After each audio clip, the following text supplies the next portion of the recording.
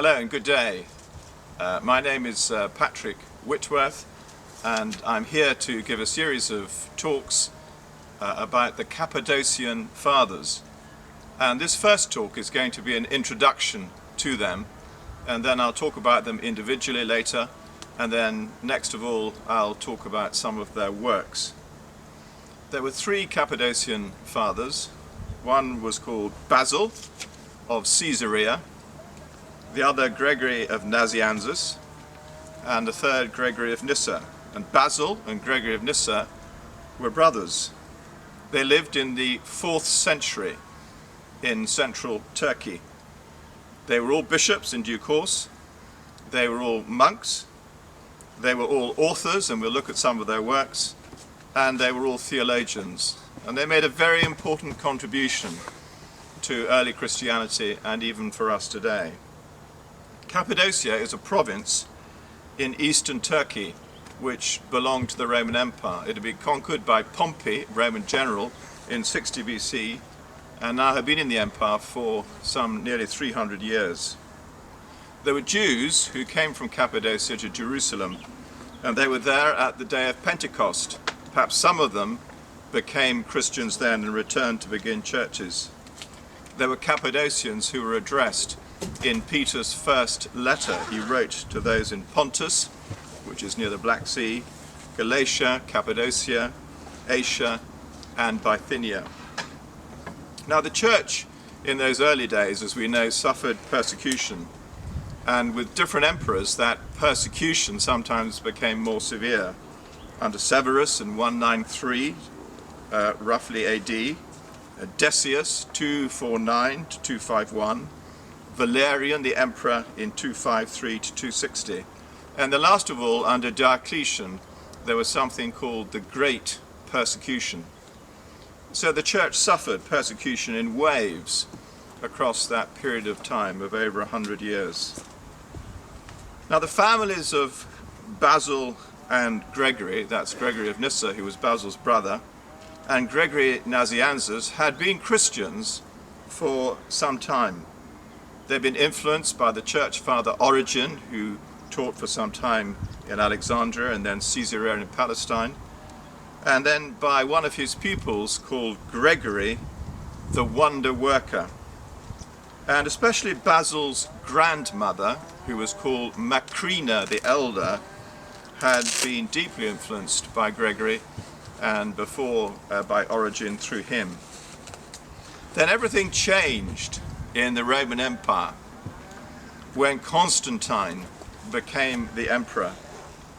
And in 312 AD he defeated his opponent Maxentius at Rome at the Battle of Milvian Bridge, and just before then declared his faith in Jesus Christ.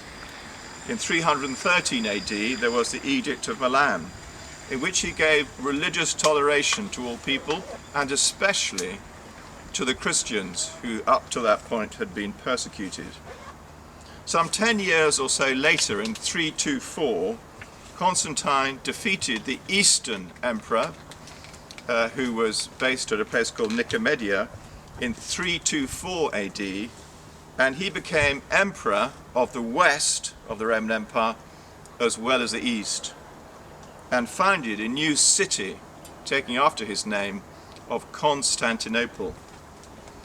There were now 5 principal cities in the Roman Empire where Christians were strongly gathered: Rome itself, Milan, Alexandria, Antioch, and Constantinople. And as I speak to you now, we're only a matter of 150 kilometers from Alexandria, the center of so much Christian thought and activity. Alexandria was a center of Jewish studies and had been for many generations, and also of Greek studies, particularly of Platonism and Neo-Platonism.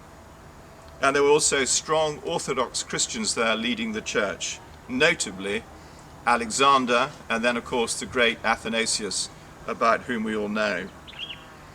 Outside pressure on the church was replaced at that time by internal division. And what happened then was the beginning of something called the Arian controversy. And you may know this. It came from a man called Arius, who began to teach in Alexandria that there was a time when Christ was not. That is to say, he was not an eternal being. He was not, in that sense, the Son of God, the same as God. In fact, he said, there was a time when he did not exist. And he added, therefore, huge controversy to an already difficult idea of the Holy Trinity. And in 312 AD, Arius came to the fore in Alexandria, and he was taken up, his views were taken up by many of the people through Eastern Europe and through the eastern part of the empire. They said, he, Christ, is not truly God, but a participation in grace. He too is called God only in name. And with this, a great storm and a great controversy took place. So much so that in 325, Constantine, the emperor, summoned all the bishops from the east to a council at his summer palace at Nicaea, which is in Turkey. And from that we get the Nicene Creed. It was there that the bishops, under the supervision of the Emperor Constantine, came up with a declaration about who Christ was and is. And they said in the Creed that he was of the same substance as the Father. This was a new word being put into the Creed, and the Greek word is homoousios, and it has the idea of being a single substance, that the Father and the Son and the Spirit, who is given less attention there, are of the same substance as each other. This was their declaration as a result of the Arian controversy. But it did not end there. In fact, the controversy would go on for a further almost 100 years. And certainly in the eastern part of the empire, for the next 60 years or so, it was the center of a theological and doctrinal storm in which Athanasius, as we know, had a principal role, but also, following on from him, the Cappadocian Fathers as well. Each of them would play their part. Basil, Gregory, and Gregory of Nyssa.